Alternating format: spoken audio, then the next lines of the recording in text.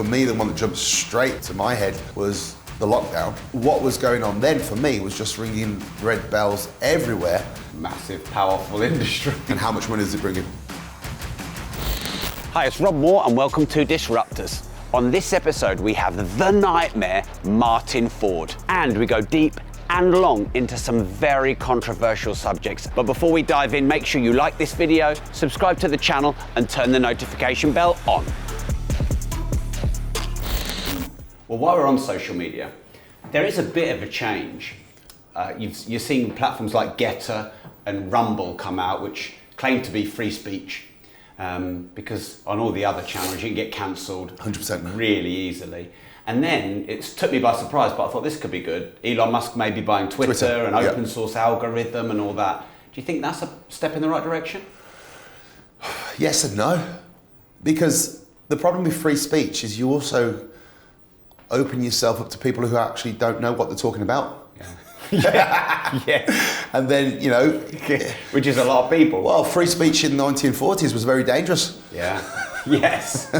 And that's the problem. You only need someone who's clever and educated to have the ability to have a platform with free speech to turn that free speech into something extremely dangerous, whether it be war or whatever it be. That's the problem with free speech. I also believe that there is an issue with not having the ability to challenge government or decisions. I mean, for me, the one that jumped straight to my head was the lockdown.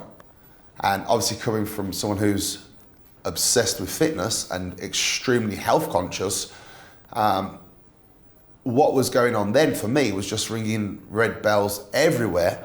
And the biggest one that I just couldn't wrap my head around was the fact that everything was closed down, everything was shut, and we had this massive health concern, yet McDonald's drive-thru was left open.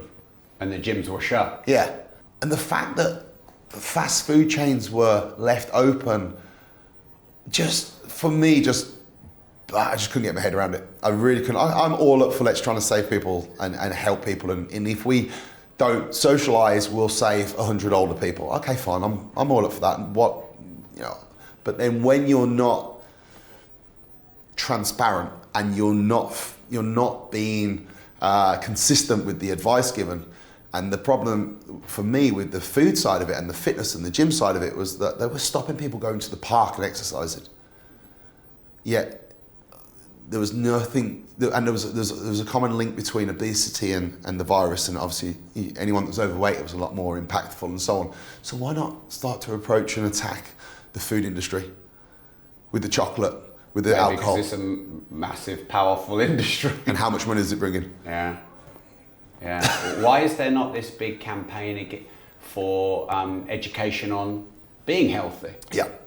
It comes and goes every now and again. It flourishes with like every couple of months. There's a Jamie Oliver special, or there's this, or the schools are introducing walking at lunchtime. It's just absolute nonsense.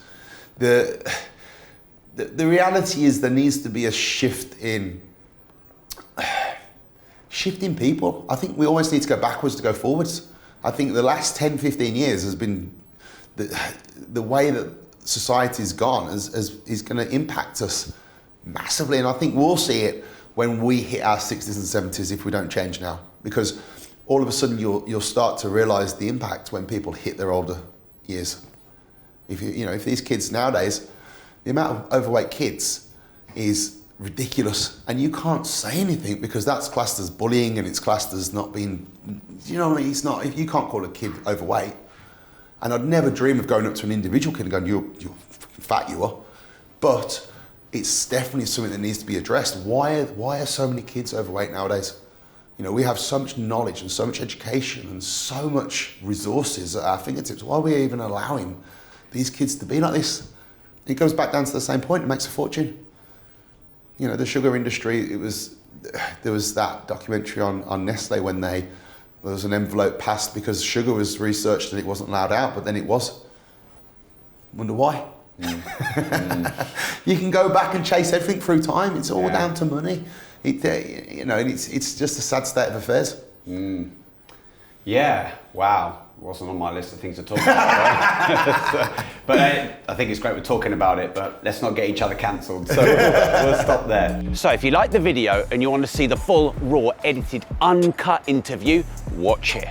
Don't forget to like this video, subscribe to the channel, turn the notification bell on, and remember this: if you don't risk anything, you risk everything.